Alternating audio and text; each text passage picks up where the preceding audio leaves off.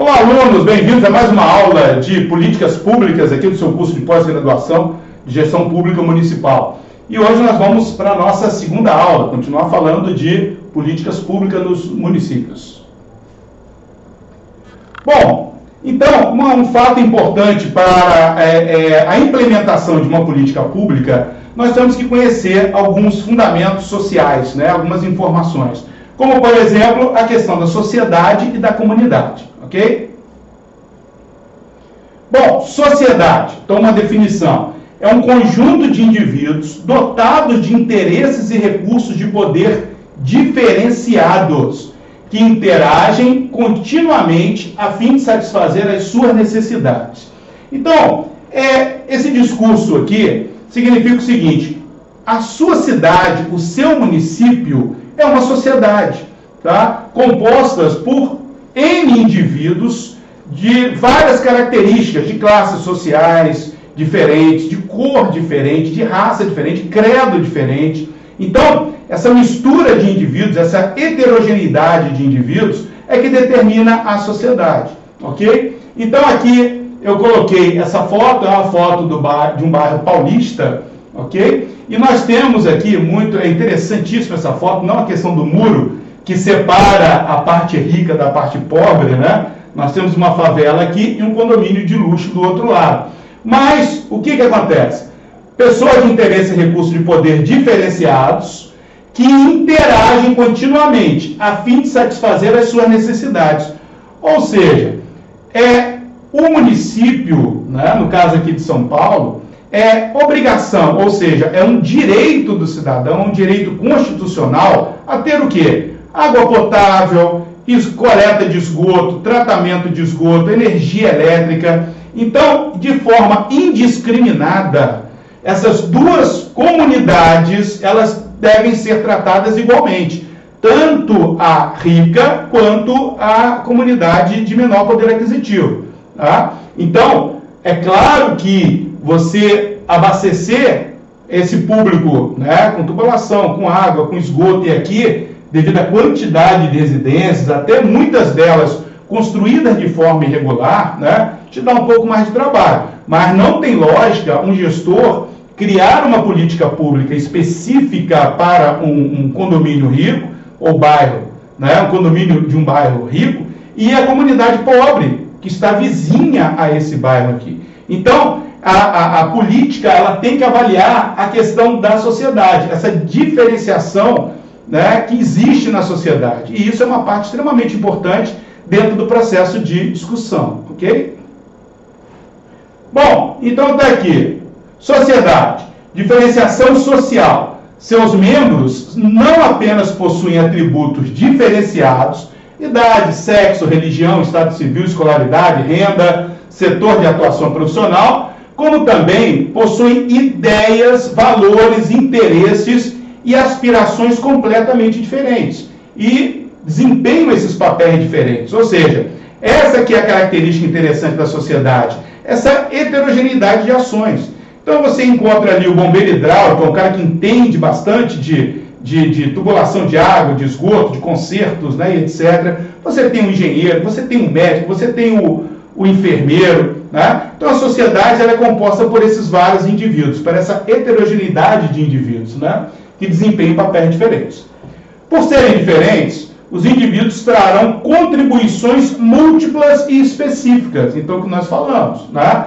Alguém sofre um acidente, né? A primeira coisa que se pergunta, tem um médico aí? Ou tem um enfermeiro? Né? Vamos conduzir esse indivíduo. Então, precisamos também da equipe de resgate. Né? Então, essa heterogeneidade, né? Essa diferença entre os indivíduos, que vai trazer essas contribuições múltiplas. Vai ter sempre alguém ali apto a realizar essas ações, tá? E específicas à vida coletiva, tá? Então temos aqui habitantes, talentos, oferta de serviços, demandas, etc. Então temos aqui, né, um exemplo também desse diferencial de demandas.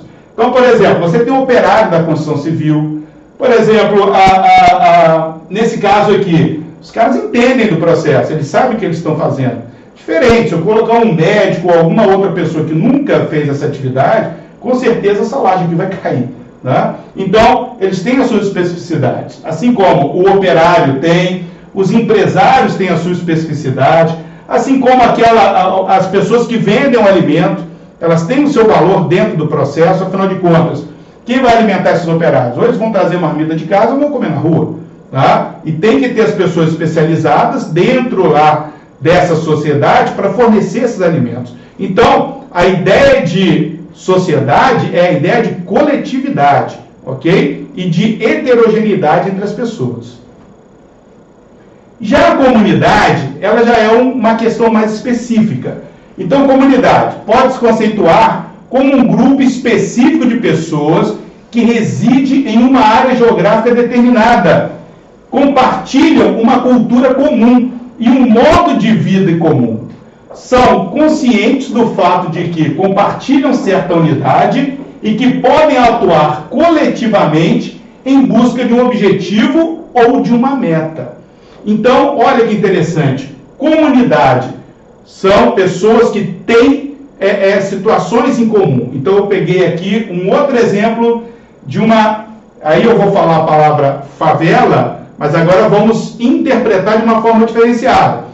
A favela, ela tem as características em comum das pessoas que moram ali, né? Então, hoje, a denominação de favela não é mais utilizada. É utilizado o quê? Comunidade, tá? É uma comunidade que tem as suas necessidades básicas, tá? Por exemplo, não é fácil você, numa situação dessa, você botar água na casa de todo mundo, recolher o esgoto de todo mundo, energia elétrica para todo mundo, né? Então é importante, né, que essa sociedade ela se una para buscar o quê? O objetivo em comum que elas têm, que é a melhoria da qualidade de vida. Que nesse caso que eu dei de exemplo, são direitos que eles têm, né? Direitos garantidos pela Constituição. Aqui um outro exemplo de uma comunidade, uma igreja, tá? As igrejas, elas congregam pessoas que têm um objetivo comum também.